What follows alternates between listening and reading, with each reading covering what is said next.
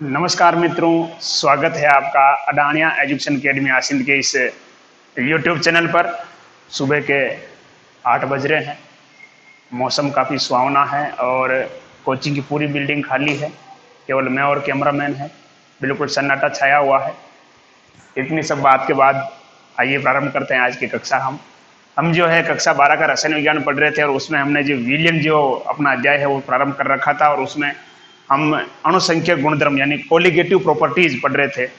कुल 4 प्रकार की कोलिगेटिव प्रॉपर्टीज होती है। कौन कौन सी? वाष्प दाब में आपेक्षिक अवनमन, क्वथनांक में उन्नयन, हिमांक में अवनमन और परासरण दाब। उनमें से जो 3 जो कोलिगेटिव प्रॉपर्टीज यानी अणुसंख्यक गुणधर्म हम पढ़ चुके हैं और इनसे रिलेटेड प्रश्न भी हमने किए थे। और आज हम बात करेंगे परासरण दाब को लेकर हम बात करेंगे और इसके बाद एक अंतिम लास्ट वीडियो और आएगा वान हाफ गुणांक। उसके बाद ये आपका चैप्टर जो है ये फिनिश हो जाएगा।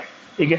दूसरा देखो, जो कमेंट आते हैं कि सर, जैसे कुछ बच्चों ने कमेंट कर रहे हैं कि सर पहले चैप्टर का नेक्स्ट पार्ट। देखिए, बात ऐसी है कि पहला चैप्टर कंप्लीट हो चुका है और दूसरा चैप्टर भी लगभग कंप्लीट होने को है। आप क्या कीजिए, प्लेलिस्ट जाकर चेक कीजिए एक बार। सारे के सारे वीडियो हमने प्लेलिस्ट में डाल रखे हैं। हर एक अलग वीडियो की या अलग क्लास की हमने एक प्लेलिस्ट बना रखी है, चाहे बायोलॉजी हो, चाहे फिजिक्स हो, चाहे केमिस्ट्री हो, मैथ हो, इंग्लिश हो, तो सबकी हमने अलग अलग प्लेलिस्ट बना रखी है। आप प्लेलिस्ट में जाइए। जैसे ही आप चैनल को खोलोगे, आपको अगर आप देखोगे तो जैसे होम लिखा होगा, फिर वीडियो लिखा होगा, फिर क्या लिखा होगा, प्लेलिस्ट लिखा होगा। तो आप प्लेलिस्ट के ऊपर क्लिक कीजिए और उसमें आप देखोगे तो वहां आपको सारी प्लेलिस्ट के वाइज, आपको क्लास वाइज आपको प्लेलिस्ट मिल जाएगी। आप वहां से आप हर सभी प्रकार के वीडियो आप देख सकते हैं। तो चलिए आज की कक्षा हम प्रारंभ करते हैं। बात कर रहे हैं हम परासरण दाब को लेकर। देखो, परासरण को समझने से पहले हम एक छोटा सा टॉपिक और है, विसरण को समझ लेते हैं। विसरण क्या होता है? देखिए, परासरण से पहले अपन सामान्य जानकारी प्राप्त कर लेते हैं। एक बार विसरण को लेकर बात करते हैं। विसरण नहीं, जिसे अपन बोलते हैं डिफ्यूजन। डिफ्यूजन क्या होता है? आप यूं समझिएगा, उसको एक छोटे से मतलब प्रयोग से मैं समझाता हूं। वही तरीका मेरा, शुरुआत में किसी भी कंसेप्ट को अगर आप समझ रहे हो, एक बार आप भूल जाइए कि आप साइंस के स्टूडेंट हैं। विज्ञान को एक बार साइड में रख दीजिए, आम नागरिक की तरह बैठिए। जैसे मान लो कि ये कोई आदमी है ए, ये बी है और ये सी है। ये तीनों आदमी अलग अलग जगह पे बैठे हुए हैं। इधर से एक आदमी आता है डी। डी नाम का कोई आदमी इधर से चलता है, जिसने बहुत शानदार फोग लगा रखा है, डीओ लगा रखा है, बढ़िया मजेदार फोग रेड आता है, शानदार खुशबू आ रही है इससे जबरदस्त। अब ये डी यहां से गुजरता है, ये चलता है और ये ए के पास से निकलता है। यहां से ये डी किसके पास से गुजरता है? ए के पास से। जैसे ही डी ए के पास से गुजरता डी करता से माफ कीजिए ए करता है कि क्या खुशबू है। ठीक है। उसके बाद जैसे ही ये डी बी के पास गुजरता है, बी बी ओहो मजा आ गया, क्या खुशबू है। ठीक है। ये स्थिति किसकी है? सी की भी। इनके पास खुशबू कहां से आ रही? देखिए, आपको कि सर डी ने परफ्यूम लगा रखा है इसलिए ए को भी खुशबू आ रही है जब डी ए के पास से गुजरता है। जब डी बी के पास से निकलता है तो बी को भी खुशबू आती है। जब डी सी के पास से निकलता है तो सी को भी खुशबू आती है। लेकिन डी को खुशबू नहीं आ रही। क्यों नहीं आ रही है? देखो, जब इसने लगाया तब इसको खुशबू आई, उसके बाद इसको खुशबू आ ही नहीं रही है। ठीक है। अब क्या होता है कि ये ए जो है बहुत आध्यात्मिक प्रवृत्ति का आदमी है। ठीक है। ये जाता है, कहां जाता है? मंदिर जाता है। कहां जाता है? मंदिर। जैसे ये मंदिर के बाहर जाता है, इसको अगरबत्ती की खुशबू आती है। इसने कहा आज तो दिन बहुत अच्छा निकल रहा है, सुबह सुबह नींद से खुशबू आई, अब मंदिर से अगरबत्ती की खुशबू। अब देखिएगा कि ये मंदिर है, समझिएगा ध्यान से। यहां पर ये मान लेते हैं ये क्या हो गया? मंदिर हो गया। ठीक है। अब देखो मंदिर में क्या जली हुई है? अगरबत्ती लगी हुई है। अब ये जो अगरबत्ती है, मान लेते ये अगरबत्ती है, इधर देखना, एक बड़ी सी अगरबत्ती यहां बना देता हूं मैं समझने के लिए। ये अगरबत्ती है, ये अगरबत्ती का क्या निकल रहा है? धुआं निकल रहा है, खुशबूदार धुआं निकल रहा है। ठीक है। अब ए यहां खड़ा है इस जगह पे, मंदिर से थोड़ा सा दूर है बाहर की तरफ। ठीक है। फिर भी ए के पास खुशबू आ रही है अगरबत्ती की। क्यों आ रही है? अब देखो, अगर आपसे पूछा जाए कि धुएं की सांद्रता या अपन साधारण भाषा में कहें धुएं की मात्रा कहां ज्यादा है, तो धुएं की मात्रा या सांद्रता कहां पर? यहां पर ज्यादा है। और यहां सांद्रता धुएं की क्या है? कम है। तो धुआं जो है वो उच्च सांद्रता से किस तरफ जाएगा? निम्न सांद्रता की तरफ जाएगा। उच्च सांद्रता से निम्न सांद्रता की तरफ जाएगा। इसलिए क्या होगा? जो ए है इसको क्या होगी? अगरबत्ती की खुशबू आएगी। अब आते हैं यहां पे, डी ने क्या लगा रखा था? परफ्यूम लगा रखा था। ठीक है, बॉडी के ऊपर छिड़क रखा था, तो इसके बॉडी के ऊपर परफ्यूम की सांद्रता क्या थी, ज्यादा थी। जब ये डी ए के पास से गुजरता है तो क्या ए ने परफ्यूम लगा रखा, उसी टाइप का नहीं लगा रखा, यानी ए के पास परफ्यूम नहीं है तो इस ए के पास परफ्यूम की सांद्रता क्या है ही नहीं, या नगण्य है, ठीक है, या यूं कह सकते हैं कम है, ठीक है। तो जब डी जो है ए के पास से गुजरेगा तो डी पे के पास परफ्यूम की सांद्रता अधिक है, तो वो उच्च सांद्रता से निम्न सांद्रता की तरफ, यानी इसकी खुशबू किसके पास जाएगी, ए के पास जाएगी। ये डी जब बी के पास से गुजरेगा तो उच्च सांद्रता से निम्न सांद्रता की तरफ खुशबू, तो किसको आएगी, बी को भी खुशबू आएगी, ठीक है। तो ये क्या हो जाता है, विसरण हो जाता है। विसरण की परिभाषा अपन क्या दे सकते हैं, यानी पदार्थों का उच्च सांद्रता से निम्न सांद्रता की ओर गमन करना या प्रवाहित होना क्या कहलाता है, विसरण कहलाता है। सीधी सी भाषा में कह सकते हैं पदार्थों का उच्च सांद्रता से निम्न सांद्रता की ओर प्रवाहित होना क्या कहलाता है, विसरण कहलाता है। पदार्थ का उच्च सांद्रता से निम्न सांद्रता की ओर प्रवाहित होना क्या कहलाता है, विसरण कहलाता है। इसमें किसी माध्यम यानी हवा माध्यम में, इसके अंदर क्या होगा, हवा क्या करेगी, माध्यम का काम करेगी, बाकी किसी प्रकार की परत या झिल्ली इसके अंदर नहीं होती है, ठीक है। तो विसरण क्या हो जाएगा, पदार्थों का उच्च सांद्रता से निम्न सांद्रता की ओर प्रवाहित होना क्या कहलाता है, विसरण कहलाता है। या कुछ जगह आपको लिखा हो सकता है कि पदार्थ के अणु का उच्च सांद्रता से निम्न सांद्रता की तरफ बात एक ही है, ठीक है, क्लियर। तो ये बात हो गई आपके विसरण की। अब हम बात करते हैं परासरण को लेकर, इसको ध्यान से समझिएगा। परासरण, परासरण दाब से पहले अपन बात करेंगे, परासरण जिसे अपन बोलते हैं ऑस्मोटिक, ठीक है, ऑस्मोसिस कहते हैं, सॉरी। ऑस्मोसिस क्या होता है इसको समझते हैं। देखो, इसको समझने से पहले अपन एक कल्पना करते हैं कि आपके पास मान लो कि एक पात्र है, समझिएगा, अब इसको ध्यान से समझिएगा। ये एक पात्र है और इस पात्र के बीच में एक अर्धपारगम्य झिल्ली लगी हुई है। अर्धपारगम्य झिल्ली, अर्धपारगम्य झिल्ली किसे कहते हैं, ऐसी झिल्ली जो केवल चयनित पदार्थों को ही प्रवाहित या आने जाने देती है। अर्धपारगम्य झिल्ली को अपन शॉर्ट में लिखते हैं एसपीएम लिखते हैं। अर्धपारगम्य झिल्ली को अपन शॉर्ट में क्या लिखते हैं, एसपीएम लिखते हैं। ये एक अर्धपारगम्य झिल्ली है, ठीक है। इससे पहले अपन बात करते हैं, देखिएगा, आपके पास एक पात्र ए है और एक पात्र बी है। पात्र ए के अंदर आपने जल लिया 1 लीटर और बी के अंदर भी आपने जल लिया 1 लीटर, ठीक है। इसके अंदर मान लो कि मैंने 200 ग्राम क्या घोल दी, चीनी घोल दी, और इसके अंदर मैंने चीनी घोल दी कितनी, 500 ग्राम, मैंने आधा किलो चीनी घोल दी, ठीक है। अब तुम्हें पूछा जाए कि सांद्र विलयन कौन सा है, ए है या बी है, सांद्र विलयन किसे कहेंगे। तो देखो, प्रारंभ में जब हमने अध्याय शुरू किया था तो उस वक्त मैंने बताया था सांद्र विलयन यानी जिस विलयन के अंदर विलय कणों की मात्रा क्या होगी, ज्यादा होगी, उसे हम क्या कहेंगे, सांद्र विलयन। और जिसके अंदर विलय कणों की मात्रा क्या होगी, कम होगी, उसे हम क्या कहेंगे, तनु विलयन, ठीक है। तो इसको अब एक भाषा में अपन ये समझ लीजिए कि जो तनु विलयन है, क्योंकि इसके अंदर देखो विलय कण, यानी इसके अंदर शक्कर कितनी गोली अपन ने, 200 ग्राम, इसके अंदर कितनी गोली, 500 ग्राम, यानी ये जो विलयन होगा कैसा होगा, तनु होगा, और ये विलयन कैसा होगा आपका, सांद्र होगा। कैसा होगा, सांद्र होगा। यानी जब विलयन के अंदर विलय कणों की मात्रा अधिक हो तो उसे हम क्या कहेंगे, सांद्र विलयन, और जब विलय कणों की मात्रा कम हो तो उसे क्या कहेंगे, तनु विलयन। इसके लिए जो आपका जो परासरण, माफ कीजिएगा, जो विलयन का जो फर्स्ट पार्ट है उसको आप देख सकते हो, और उसको देखने के लिए आप आई बटन पे क्लिक कीजिए, वहां आपको वीडियो मिल जाएगा, फर्स्ट पार्ट, वहां आप इसके बारे में समझ सकते हो, तनु विलयन क्या है, सांद्र विलयन क्या है, उसको लेकर आप समझ सकते हो। तो देखिए कि ये तनु विलयन है, ये सांद्र विलयन है। अपनी भाषा में, अपन साधारण भाषा में कह सकते हैं कि ये तनु विलयन यानी ये पतला है। आपके पास देखो पानी ज्यादा है और उसके अंदर आपने थोड़ी सी शक्कर डाली तो विलयन यानी जो चाशनी बनेगी क्या बनेगी, पतली बनेगी, और ज्यादा शक्कर डालेगी तो चाशनी क्या हो जाएगी, गाढ़ी हो जाएगी। चाशनी क्या हो जाएगी, गाढ़ी। यानी अपन ये कह सकते हैं ये गाढ़ा है और ये पतला है, ठीक है। अब समझिएगा कि ये सांद्र विलयन और ये तनु विलयन। अब आपसे पूछा जाए कि विलयन की सांद्रता ज्यादा कहां पर है, जहां देखिएगा ऐसा विलयन जिसके अंदर विलय की मात्रा ज्यादा होगी उसे अपन क्या बोलेंगे, सांद्र विलयन, और जिसमें विलय की मात्रा कम होगी उसे क्या कहेंगे, तनु विलयन। यानी अगर आपसे पूछा जाए कि विलयन की सांद्रता ज्यादा कहां है बताओ, तो अपन कहेंगे कि विलयन की सांद्रता यहां पर विलयन की सांद्रता क्या है, ज्यादा है, और यहां विलयन की सांद्रता क्या है, कम है। समझिएगा ध्यान से, यहां विलयन की सांद्रता क्या है, ज्यादा है, और यहां विलयन की सांद्रता क्या है, कम है। अब एक ध्यान से देखिएगा, अब इस सांद्र विलयन को मैं डाल देता हूं यहां पर, देखना, यहां डाल दिया मैंने सांद्र विलयन और यहां डाल दिया मैंने इसको तनु विलयन को, ये डाल दिया मैंने, क्लियर। यानी ये जो विलयन है कौन सा है, सांद्र है, और ये कौन सा है, तनु है। अब समझिएगा ध्यान से कि ये जो विलयन है ये वाला तनु है और ये कैसा है, सांद्र है, यानी अपन कह सकते हैं ये पतला है और ये गाढ़ा है। ठीक है। अब बीच में एक अर्ध पारगम्य झिल्ली लगी हुई है। अर्ध पारगम्य झिल्ली जैसे मान लो कि आपका पोटेशियम फेरोसाइनाइड हो गया, फिनोल हो गया, इनकी बनी होती है।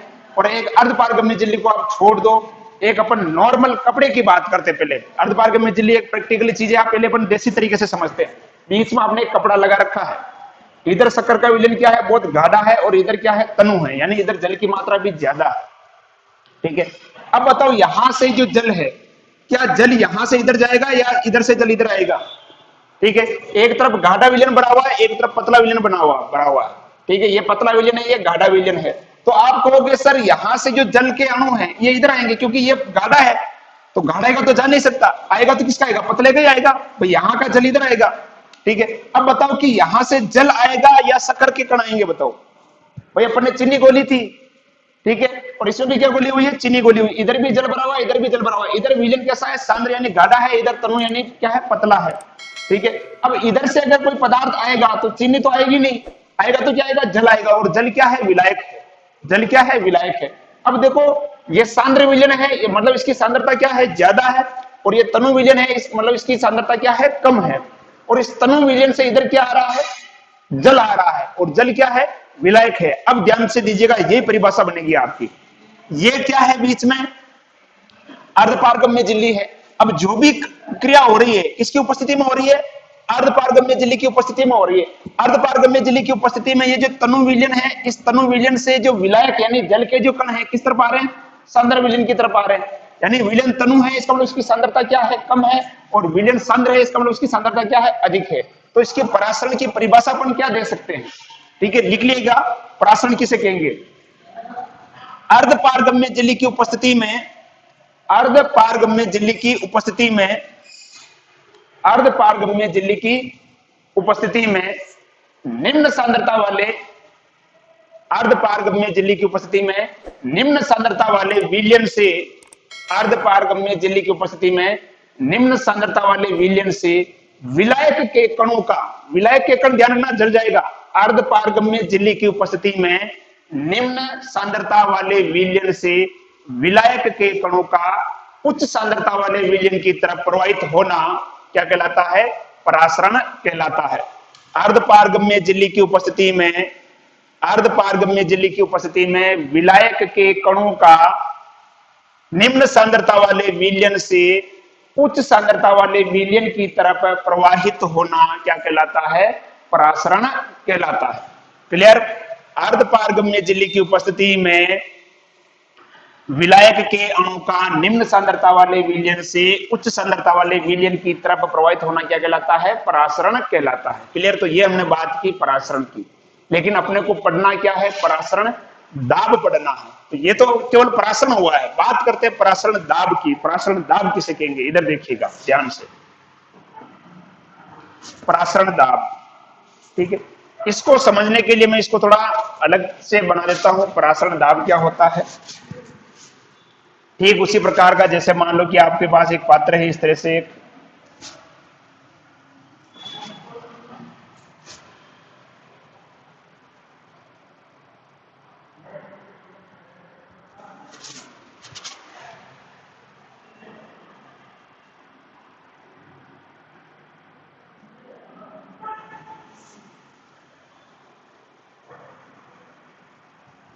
ये कुछ इस प्रकार का आपके पास पात्र है, और बीच में यहां पे लगी हुई है ये एक अर्धपारगम्य झिल्ली लगी हुई है, एसपीएम जिसे हम शॉर्ट में कह सकते हैं, अर्धपारगम्य झिल्ली।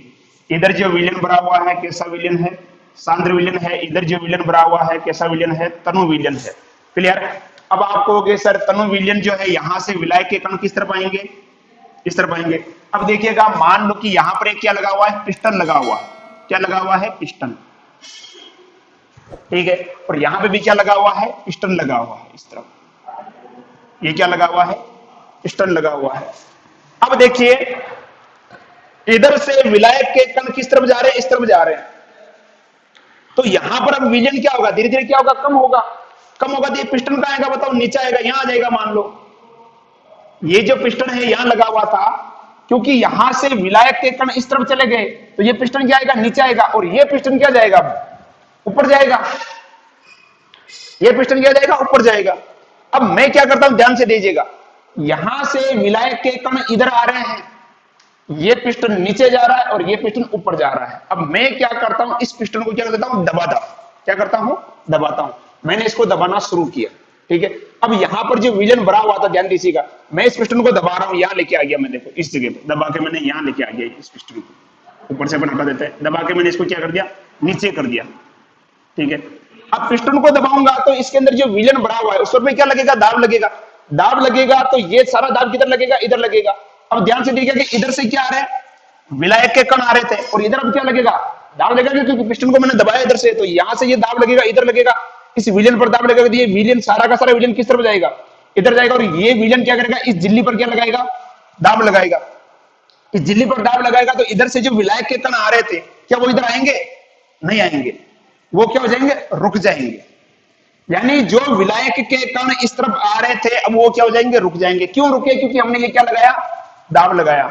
जब विलायक के कण इधर से इधर आ रहे थे तो उस क्रिया को हम क्या कह रहे थे, परासरण कह रहे थे।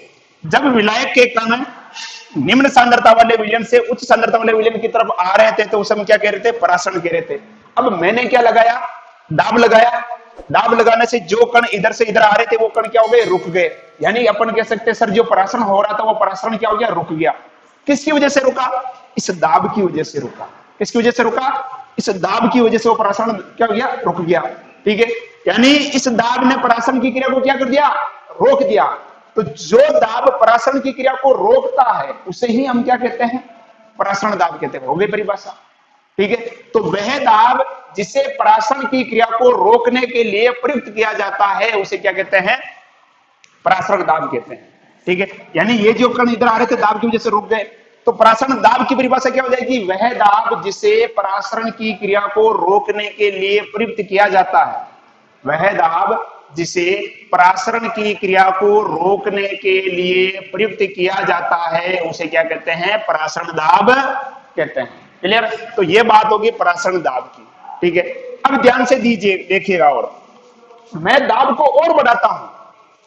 इस दाब को क्या करता हूं, ये दाब कौन सा है, अब परासरण दाब है। इस परासरण दाब को मैं क्या करता हूं, और बढ़ाता हूं। यानी यहां से मैं इसको इधर लेके आ जाता हूं, इस पिस्टन को यहां तक लेके आ जाता हूं। यानी दाब मैंने क्या कर दिया, बढ़ा दिया, ठीक है। दाब बढ़ाऊंगा तो अब क्या होगा, यहां से प्रेशर लगेगा और ज्यादा, ठीक है। ज्यादा दबाव लगने की वजह से इधर से दबाव बहुत ज्यादा है, तो क्या होगा, अब क्या होगा, यहां से जो विलायक के कण है अब ये इधर जाने लग जाएंगे। अब उल्टा हो जाएगा काम, अब विलायक के कण किस तरफ जाने लग जाएंगे, इस तरफ। यानी उच्च सांद्रता से अब किस तरफ जाने लग जाएंगे, निम्न सांद्र विलयन की तरफ चलने लग जाएंगे, ठीक है। तो यानी परासरण का अब क्या होने लग गया, उल्टा हो रहा है। परासरण का क्या हो रहा है, अब उल्टा काम हो रहा है, ठीक है। जब परासरण का उल्टा होगा तो अपन क्या बोलेंगे, पर परासरण। यानी जो परासरण की क्रिया हो रही थी, परासरण की क्रिया में अपन ने देखा था कि निम्न सांद्रता वाले विलयन से विलायक के कणों का उच्च सांद्रता वाले विलयन की तरफ प्रवाहित होना क्या कहलाता है, परासरण कहलाता है। लेकिन अपन ने क्या किया, दाब बढ़ा दिया। दाब बढ़ाने से क्या होगा, अब क्या होगा कि उच्च सांद्रता वाले विलयन से विलायक के कण किस तरफ जाएंगे, निम्न सांद्रता वाले विलयन की तरफ जाएंगे, तो उसे क्या कहेंगे, पर परासरण कहेंगे। क्या कहेंगे, पर परासरण। अब आप कहोगे सर इसकी परिभाषा क्या होगी, तो परिभाषा बहुत सीधी है रे, कुछ भी नहीं है। हम क्या कर रहे हैं, परासरण दाब को क्या कर दिया, हमने बढ़ा दिया। भाई ये जो घटना हो रही है किसकी वजह से हो रही है, परासरण दाब को बढ़ाने की वजह से तो हो रही है। जब पिस्टन दाब ने और उसको और नीचा कर दिया तो परासरण दाब को बढ़ाने से ही तो ये विलायक के कण इधर आने लग गए। तो हम क्या कह सकते हैं, जब परासरण दाब का मान अधिक होता है तो विलायक के कण, ध्यान दीजिएगा, पर परासरण की परिभाषा, जब परासरण दाब अधिक होता है, जब परासरण दाब अधिक होता है तो विलायक के कण उच्च सांद्रता से निम्न सांद्रता की तरफ प्रवाहित होने लगते हैं। इस घटना को क्या कहते हैं, पर परासरण कहते हैं। जब परासरण दाब अधिक होता है तो विलायक के कण उच्च सांद्रता वाले विलयन से निम्न सांद्रता वाले विलयन की तरफ प्रवाहित होने लगते हैं, उसे क्या कहते हैं, पर परासरण कहते हैं। अब एक बार ये क्वेश्चन पूछा गया है, पर परासरण का उपयोग, पर परासरण का उपयोग किससे कहां करते हैं। देखो जो समुद्र का जो जल होता है, अपन जानते हैं समुद्र का जल क्या होता है, बहुत ही खारा होता है। उसके अंदर क्या होता है, लवण मिला होता है, ठीक है। और लवण को अपने को क्या करना होता है, अलग करना होता है, ठीक है। यानी अपन ये समझ लो कि यहाँ अपन क्या भर देते हैं, खारा पानी भर देते हैं, समुद्री जल, ठीक है। इधर मैं क्या भर देता हूँ, एक समुद्री जल भर देता हूं, मान लो ये समुद्री जल यानी खारा पानी, ठीक है, और इधर कुछ भी नहीं है। अब मैं क्या करूंगा, यहां से दाब को बढ़ाऊंगा, दाब को बढ़ाऊंगा तो क्या लवण इधर जाएगा क्या? नमक के कण तो उधर जाएंगे नहीं, जाएगा तो क्या जाएगा, केवल जल जाएगा, ठीक है, यानी इधर क्या जाएगा, नमक इधर ही रह जाएगा, इधर क्या जाएगा, जल, और जल कौन सा हो जाएगा, शुद्ध जल। तो इस प्रकार से हमने क्या किया, परप्राशन से क्या कर दिया, जल को क्या कर दिया, शुद्ध कर दिया, यानी खारा पानी जो अपन कह सकते हैं, खारे पानी को हमने क्या कर दिया, मीठा कर दिया, यानी कठोर जल को हमने क्या कर दिया, मृदु कर दिया, जो भी कह सकते हैं, ठीक है। तो समुद्री जल से अपने को क्या प्राप्त हो गया, शुद्ध जल, यानी लवण क्या हो गया, अलग हो गया। तो परप्राशन का उपयोग कहां होता है, समुद्री जल के विलवणीकरण में, ध्यान रखिएगा, परप्राशन का उपयोग समुद्री जल के विलवणीकरण में, विलवणीकरण यानी समुद्र के जल से लवण को अलग करने के लिए किसका उपयोग करते हैं, परप्राशन का। अभी भी देखो किसी को डाउट है तो इसका इंग्लिश वर्ड बताऊंगा तो आप समझोगे, क्योंकि हमारी आदत है ना इंग्लिश ज्यादा आती है, ठीक है। इसको बोलते हैं रिवर्स ऑस्मोसिस। क्या कहते हैं, रिवर्स ऑस्मोसिस, शॉर्ट में लिख सकते हैं आरओ। आरओ का पानी पीते हो, हाँ सर अब जाके समझ में आ गया, आरओ, आरओ खारे पानी को मीठा कर देता है, आया समझ में, हाँ ठीक है। तो परप्राशन यानी रिवर्स ऑस्मोसिस यानी आरओ, ठीक है। आपके घर में जो आरओ लगा होगा आपने देखना, उसमें देखो ये चित्र भी पूछा जा सकता है, एक बार पूछा गया है चित्र, ये समुद्री जल के विलवणीकरण वाला ये चित्र हो जाएगा एक तरह से, ठीक है। इधर पिस्टन लगा हुआ, इधर पिस्टन लगा हुआ है, क्लियर, ठीक है। आपके घर में जो आरओ लगा हुआ है आप उसको देखना, उसके अंदर भी आपको कुछ इस प्रकार की संरचना मिलेगी आपको, इस तरह से एक जो बेलन होता है, बेलन टाइप की एक स्ट्रक्चर होती है, इसके अंदर बहुत छोटी छोटी क्या होती है, पतली पतली क्या होती है, परतें लगी होती है, यहाँ एक नलिका लगी होती है, इससे क्या होता है, जल प्रवाहित होता है, ठीक है। तो यही क्या करता है, आरओ का काम करता है, रिवर्स ऑस्मोसिस। इसके अंदर परप्राशन की घटनाएं होती है, ठीक है। तो इधर से खारा पानी जाता है और इधर से क्या जाता है, मीठा पानी आपको प्राप्त होता है। और आपने देखा होगा साल डेढ़ साल के अंदर ये जो बेलन ट्रे की, जो बेलन के टाइप की जो संरचना होती है, उसको क्या करना पड़ता है, अपने को चेंज करना पड़ता है, क्योंकि इनके अंदर जो छोटी छोटी परतें होती है, इसमें देखना आप खोल के, उसके अंदर क्या होता है, लवण जम जाता है, जिसकी वजह से फिर क्या होता है, पानी आगे नहीं जा पाता है, क्लियर। तो ये बात कर ली हमने किसको लेकर, प्रासरण दाब और परप्राशन को लेकर हमने बात की, ठीक है। अब देखो प्रासरण दाब को समझाने के लिए कुछ नियम भी है, उस नियम को लेकर हम बात करते हैं। प्रासरण दाब के जो नियम है, सबसे पहला आता है वांट हाफ बोयल का नियम। प्रासरण दाब के लिए जो पहला नियम है वो कौन सा है, वांट हाफ बोयल का नियम। बोयल का नियम, वांट हाफ बोयल का नियम क्या कहता है, बोयल का नियम कहता है, देखिएगा एक तो बताता हूं, प्रासरण दाब को अपन दर्शाएंगे किसके द्वारा, पाई के द्वारा, ये समझ लीजिएगा ध्यान से। प्रासरण दाब को अपन दर्शाते हैं पाई के द्वारा। यहां आपको पाई का मान नहीं रखना है, पाई का मान 22/7 जो भी आप रखते हो वो मान यहां पर नहीं रखना है, पाई की वैल्यू रखनी ही नहीं है। पाई यहां पर केवल एक सिंबल है, यहां पाई की वैल्यू का कोई रोल नहीं है, केवल प्रासरण दाब को अपन दर्शाएंगे पाई के द्वारा, ठीक है। अब देखो प्रासरण दाब के लिए एक वैज्ञानिक हुए वांट हाफ, उसने नियम दिया वांट हाफ बोयल का नियम। ये नियम क्या कहता है कि प्रासरण दाब जो है वो सांद्रता के क्या होता है, समानुपाती होता है, यानी जैसे जैसे विलयन की सांद्रता बढ़ेगी प्रासरण दाब भी क्या होगा, बढ़ेगा। जैसे जैसे विलयन की सांद्रता क्या होगी, बढ़ेगी, प्रासरण दाब क्या होगा, बढ़ेगा, ठीक है। यानी अपन यूं कह सकते हैं कि प्रासरण दाब क्या है, पाई है, ठीक है। पाई समानुपाती क्या होगा, सी यानी क्या हो गया, सांद्रता, पाई का मतलब क्या हो गया, प्रासरण दाब। जैसे जैसे सांद्रता बढ़ेगी वैसे वैसे प्रासरण दाब भी क्या होगा, बढ़ेगा। अब देखिएगा कि आपके पास एक विलयन है, कौन सा विलयन है, सांद्र विलयन। कौन सा विलयन है, सांद्र विलयन। आप इसके अंदर क्या मिलाते हो, जल मिलाते हो, यानी जल मिलाने से विलयन कैसा होगा, तनु होगा। जल मिलाने से सांद्र विलयन कैसा हो जाएगा, तनु हो जाएगा। यानी अपन कह सकते हैं कि तनुता बढ़ाने पर सांद्रता क्या हो रही है, घट रही है। तनुता बढ़ाएंगे तो सांद्रता क्या होगी, घटेगी। तनुता बढ़ाने पर सांद्रता क्या हो जाती है, घट जाती है, ठीक है। तो अपन बात कर रहे हैं प्रासरण दाब जो है ये सांद्रता के क्या होता है, समानुपाती, यानी जैसे जैसे विलयन की सांद्रता बढ़ेगी प्रासरण दाब क्या होगा, बढ़ेगा, ठीक है। अब लेकिन यदि मैं क्या करता हूं, उसके अंदर क्या मिला दूं, जल मिला दूं, जल मिलाने से क्या होगी, तनुता बढ़ेगी, तनुता बढ़ेगी तो सांद्रता क्या होगी, घटेगी, सांद्रता घटेगी तो फिर प्रासरण दाब भी क्या हो जाएगा, घट जाएगा, ठीक है। ध्यान से समझिएगा, जल मिलाने से तनुता बढ़ेगी, तनुता बढ़ेगी तो सांद्रता घटेगी, सांद्रता घटेगी तो प्रासरण दाब भी क्या होगा, घटेगा, ठीक है। तो इसको अपन ऐसे लिख सकते हैं जो C जो है अपना, C क्या होता है, तनुता के क्या होता है, व्युत्क्रमानुपाती होता है, यानी तनुता बढ़ने पर सांद्रता क्या होती है, घटती है। तो इसको सीधा मैं यूं लिख सकता हूं, देखो पाई जो है ये, पाई तनुता के क्या होगा, व्युत्क्रमानुपाती, यानी तनुता बढ़ाने पर प्रासरण दाब क्या होगा, घटेगा। सीधा से समझ में आ गया होगा आपके यहाँ पर, तनुता बढ़ाने पर सांद्रता घटेगी, सांद्रता घटेगी तो प्रासरण दाब भी क्या होगा, घटेगा। यानी अपन कह सकते हैं कि प्रासरण दाब तनुता के क्या हो गया, व्युत्क्रमानुपाती हो गया।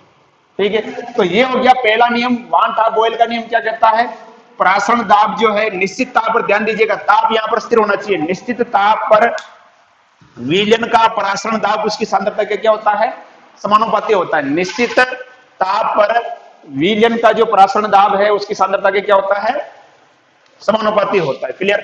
अगला जो नियम है वान टॉप ताप का नियम या वान टॉप दाब ताप का नियम, इसको आप नाम दे देते हैं समीकरण नंबर 1। ठीक है, अगला जो दूसरा जो नियम है वो है वान टॉप दाब ताप का नियम।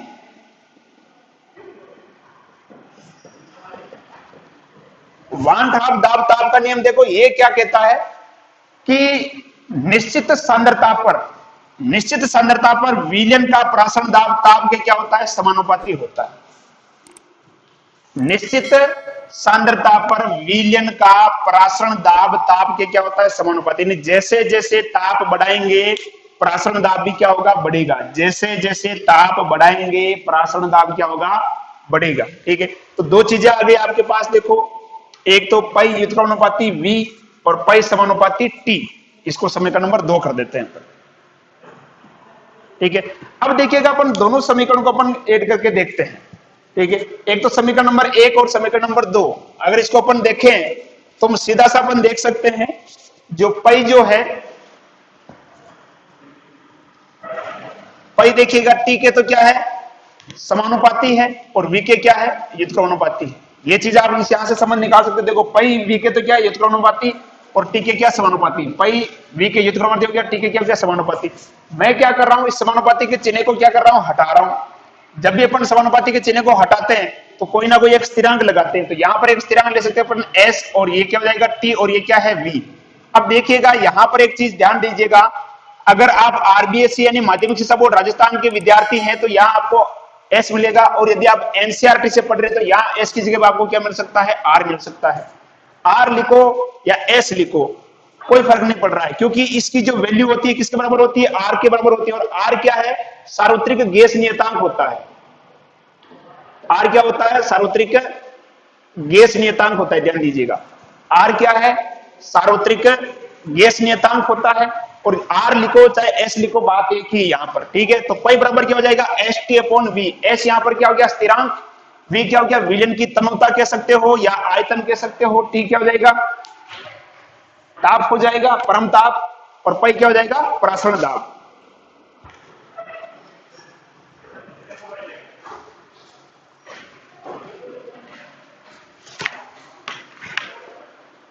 देखिए आगे,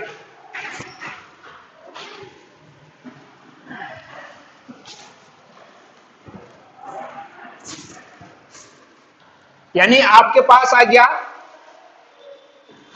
पाई बराबर ST/V। ये कंडीशन आ गई। S की जगह पर आप R भी लिख सकते हो। अब मैं V को इधर ले जाता हूं तो ये क्या हो जाता है आपका, पाई V बराबर क्या हो जाएगा, ST। या लिख सकते हो आप पाई V बराबर क्या हो जाएगा, RT। S की जगह पर R भी लिख सकते हैं अपन। बात करते हैं अपन N मोल के लिए, यानी मोल की संख्या यदि N मान ली जाए, N मोल के लिए, तो N मोल के लिए अगर अपन बात करेंगे तो ये क्या हो जाएगा आपका, पाई V बराबर क्या हो जाएगा, NST। क्या हो जाएगा, NST। या फिर पाई V बराबर क्या हो जाएगा, NRT। इससे कुछ याद आया,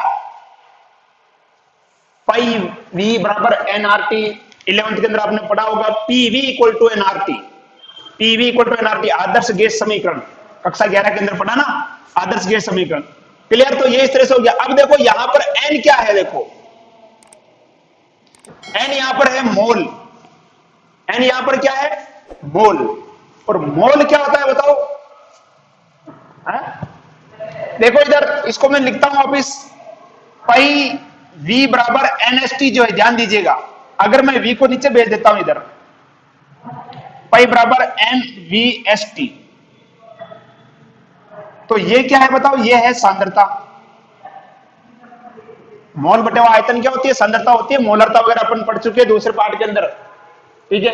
एन अपॉन वी ये क्या होती है, सांद्रता। सांद्रता को अपन लिख सकते हैं किसके द्वारा, सी के द्वारा लिख सकते हैं। तो एक फॉर्मूला ध्यान दीजिएगा, ये निकल के आएगा आपका पाई बराबर सी एस टी या पाई बराबर सी आर टी। एक ही बात है, कोई सा भी लिखो आप। पाई बराबर सी एस टी, सी कहां से आएगा देखो, मोल बटेवा आयतन क्या होता है, सांद्रता होता है, ठीक है। सांद्रता की जगह मैं क्या लिख सकता हूं, सी लिख सकता हूं। सी एस टी लिखो चाहे सी आर टी लिखो। एक चीज और निकल के देखो, यहां से तो आप क्या निकाल सकते हो, प्रासरण दाब निकाल सकते हो। क्या निकाल सकते हो, प्रासरण दाब, पाई निकाल सकते हो। यहां से क्या निकल जाएगा, प्रासरण दाब निकल जाएगा। लेकिन शुरुआत में जब हमने बात की थी, जब अणुसंख्यक गुणधर्म टॉपिक शुरू किया था, तो मैंने बताया था कि अणुसंख्यक गुणधर्म का जो उपयोग किया जाता है वो अपन क्या करते हैं, अज्ञात विलेय का अणुभार ज्ञात करने के लिए किया जाता है। किसके लिए करते हैं अपन, अज्ञात विलेय का अणुभार ज्ञात करने के लिए हम क्या करते हैं, इसका उपयोग करते हैं, अज्ञात विलेय का अणुभार, ठीक है। तो यहां से आप क्या ज्ञात कर सकते हो, प्रासरण दाब ज्ञात कर सकते हो। लेकिन अपने को ज्ञात क्या करना है, अज्ञात विलेय का क्या करना है, अणुभार ज्ञात करना है। अज्ञात विलेय का अणुभार अगर अपने को ज्ञात करना है तो कैसे ज्ञात करेंगे, देखो इधर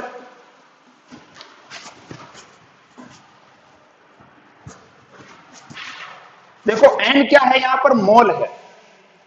n यहां पर क्या है, मोल। और n बराबर क्या होगा, WB अपॉन MB, यानी विलेय का भार और नीचे क्या आएगा, विलेय का अणुभार, ठीक है। तो ये स्थिति मैं यहां रख रहा हूं, इसकी जगह पे देखो, इस जगह पर रख देता हूं मैं। तो क्या हो जाएगा, ये देखो पाई बराबर WB ऊपर क्या है ST और नीचे क्या जाएगा MB इंटू वी। क्लियर। आपको निकालना है MB निकालना है, तो MB बराबर क्या हो जाएगा, MB बराबर क्या हो जाएगा, WB ST upon pi V. Clear. जहां पर पाई क्या है, इधर लिख देता हूं मैं, यहां पर कौन कौन सी चीजें क्या क्या है, जो आप स्क्रीनशॉट ले लेना इनका, कोई ज्यादा विशेष नहीं है, किताब से भी आप लिख सकते हो, बहुत इजी है, समझना जरूरी है। बाकी आपका नोट्स जो है आपको टेलीग्राम चैनल पर आपको मिल ही रहे हैं, आपको बता दिया है। इनके जो भी नोट्स चाहिए, नीचे पट्टी चल रही है उसके ऊपर सारी चीजें लिखी हुई है, कहां कहां से आपको क्या क्या चीज मिल सकती है, सारी चीजें जो नीचे जो आपको व्हाइट कलर की पट्टी चल रही है उस पर सारी चीजें आपको मिल जाएगी, उसको फॉलो कीजिए आप। नोट्स वगैरह भी आपको वहां पे मिल जाएंगे, ठीक है। अब देखते हैं अपन, देखो इसमें कौन कौन सी चीजें हैं, देखिए MB क्या है, विलेय का अणुभार, विलेय का अणुभार। WB क्या है, विलेय का भार या विलेय की मात्रा लिख सकते हो, ठीक है। S क्या है, यहां पर स्थिरांक है जिसकी वैल्यू आपको परीक्षा या प्रश्न के अंदर दी होगी। T क्या है, परम ताप या ताप लिख दो। पाई क्या है, पाई है प्रासरण दाब, प्रासरण दाब। और V क्या है, आयतन, विलयन का आयतन। Clear, complete. तो इस प्रकार से हम क्या कर सकते हैं, अज्ञात विलेय का अणुभार भी हम प्रासरण दाब की सहायता से क्या कर सकते हैं, ज्ञात कर सकते हैं। और प्रासरण दाब ज्ञात करना तो उसका सूत्र भी मैंने लिखाया था, पाई बराबर क्या था, CRT, जहां पर C क्या है, सांद्रता, C क्या है यहां पर, सांद्रता। क्लियर। तो ये प्रासरण दाब कंप्लीट है। और इसके लेकर किस प्रकार के प्रश्न जो है हमसे पूछे जाते हैं, वो एक दो प्रश्न हम करके देखते हैं। बाकी प्रश्न आप किताब के पीछे आपको दे रखे हैं, आप उनको सोल्व कीजिए। और अगर किसी प्रकार की समस्या आ रही है तो नीचे व्हाट्सएप नंबर आपको दे रखे हैं, उस पर आप मैसेज कर सकते हैं। और सुबह 8 से लेकर शाम को 7 बजे तक आप कॉल पे भी बात कर सकते हैं। चलिए, तो ये 2 प्रश्न हैं और दोनों प्रश्न जो है ये आपकी बुक के अंदर दिए हुए हैं, ये आपकी किताब के अंदर उदाहरण के अंदर दिया और ये पीछे दिया हुआ है। 2 प्रश्न अपन करके देखते हैं। देखिएगा, पहला प्रश्न है 27 डिग्री सेल्सियस ताप पर यूरिया के m/10, ध्यान दीजिएगा m/10 यानी इसका मतलब ये क्या होगी, सांद्रता हो गई m/10। 27 डिग्री सेल्सियस ताप पर यूरिया के विलयन का प्रासरण दाब ज्ञात कीजिए। 27 डिग्री सेल्सियस ताप पर यूरिया के m/10 विलयन का क्या ज्ञात कीजिए, प्रासरण दाब ज्ञात कीजिए। R आपको ये दे रखा है, ठीक है। क्या पूछा है, प्रासरण दाब पूछा है। ठीक है, क्या क्या आपको दिया हुआ है पहले तो ये देखिएगा। आपको यहां पर दे रखा है आर, दे रखा है आर कितना दे रखा है 0.0821, ठीक है। और क्या दे रखी है सी यानी सांद्रता दे रखी है, क्या दे रखी है 1/10। आप कहोगे सर m/10 लिखा हुआ है, m/10 को बेटा 1/10 कहते हैं, एक ही बात, ठीक है। और क्या दे रखा है टी, देखो टी ध्यान दीजिएगा, टी दे रखा है आपको 27 डिग्री सेल्सियस, लेकिन ध्यान रखना कि आपको टेम्परेचर जो लेना है वो किस में लेना है, केल्विन में लेना है। टेम्परेचर किस में लेना है, केल्विन में लेना है। और यहाँ आपको किस में दे रखा है, सेल्सियस में। तो देखो जब भी सेल्सियस में अगर टेम्परेचर दिया हो तो उसको केल्विन में कन्वर्ट करने के लिए अपन क्या करते हैं 273 से इसको क्या कर देते हैं प्लस कर देते हैं, यानी क्या कर देंगे इसको 273, तो ये कितना आ जाएगा 300 केल्विन आ जाएगा। कितना आ जाएगा 300 केल्विन। और ज्ञात क्या करना है आपको, पाई आपको ज्ञात करना है, यही आपका प्रश्न है। क्लियर। तो पाई बराबर अपन जानते हैं क्या होता है, पाई बराबर क्या होता है, मैंने सूत्र लिखाया था CRT लिखाया था, ठीक है। तो पाई बराबर सी का मतलब क्या हो जाएगा 1/10 इंटू आर क्या हो जाएगा 0.0821 इंटू टी क्या हो जाएगा 300। क्लियर। सोल्व कर लो इसको,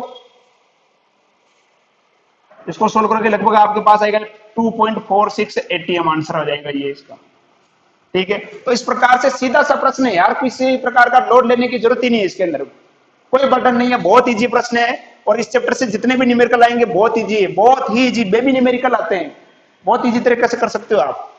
क्लियर। तो अगला प्रश्न करते हैं, ये जो प्रश्न है आपके पीछे दे रखा है और परीक्षा में पूछा भी गया है ये प्रश्न, एक दो बार ये प्रश्न पूछा भी जा चुका है, ठीक है। तो इस प्रश्न को अपन करके देखते हैं, देखो इसके अंदर क्या कह रहा है ये, देखिए ये कह रहे हैं कि एक प्रोटीन के 0.2 लीटर जलीय विलयन, यानी ये तो हो गया वी हो गया आपका, सीधा सा डायरेक्ट लिख ही लो वी 0.2 विलियन में 1.26 यानी 1.26 यानी 1.2 चाहिए 1.26 कुछ भी कह दो, 1.26 ग्राम प्रोटीन है। एक प्रोटीन के 0.2 लीटर जलीय विलयन में 1.26 ग्राम प्रोटीन है, यानी ये क्या हो गया विलय हो गया। जल कितना है 0.2 लीटर है, उसके अंदर 1.26 ग्राम प्रोटीन यानी थोड़ा सा है, यानी ये विलय का भार हो गया, यानी WB कितना है 1.26 ग्राम। 300 केल्विन पर, यानी ये हो गया टी हो गया आपका 300 केल्विन पर, ठीक है। 300 केल्विन पर विलयन का प्राशन दाब, यानी ये हो गया आपका पाई हो गया, विलयन का प्राशन दाब कितना है 2.5 इंटू 10⁻³ विलयन का प्राशन दाब 2.57 है ना, और भी है 2.57, सॉरी 2.57 इंटू 10⁻³ बार पाया गया। तो प्रोटीन का मोलर द्रव्यमान ज्ञात कीजिए, यानी आपको ज्ञात करना है MB, ये आपको क्या करना है ज्ञात करना है, अभी मैंने बताया था जैसे कि आपको, ठीक है। तो अपन जानते हैं MB बराबर क्या होता है रे, MB बराबर होता है WB ST लिखो चाहे RT, और क्या था नीचे क्या था पाई इंटू वी, ठीक है। और आर की वैल्यू यही आएगी इसके अंदर, जो ये है ना ये की यही वैल्यू है, आर लिखो चाहे एस लिखो, मैंने बताया था कुछ भी लिख सकते हो दोनों में से आप, ठीक है। तो लिख लो ये वैल्यू लिख दो यहां पर एमबी बराबर WB कितना है रे 1.26 इंटू आर या एस की वैल्यू कितनी हो जाएगी 0.0821 इंटू टी कितना हो जाएगा 300, नीचे क्या जाएगा पाई, पाई कितना है 2.57 इंटू 10⁻³ क्या है -3 इंटू वी कितना है 0.2। क्लियर। इसको सोल्व कर लो, इसको सोल्व करोगे तो ये लगभग जहां तक मेरा मानना ये 58,882 ऐसे कुछ आएगा आपके 0.6, जो भी आप चेक कर लेना एक बार 0.6 ग्राम प्रति मोल, ये कुछ लगभग इसी प्रकार का आंसर कुछ आता है इसका, चेक कर लेना एक बार। क्लियर। तो इस प्रकार से प्राशन दाब जो है आपसे पूछा जा सकता है, प्राशन दाब को लेकर प्रश्न जो आपसे पूछे जा सकते हैं। क्लियर। अब देखो प्राशन दाब के आधार पर भी आपके किताब के अंदर एक दो परिभाषाएं दे रखी है, उसको लेकर हम चर्चा कर लेते हैं प्राशन दाब को। एक बार आप इसका स्क्रीनशॉट ले लीजिए, चलो बढ़िया। देखिए प्राशन दाब के आधार पर विलयन के प्रकार,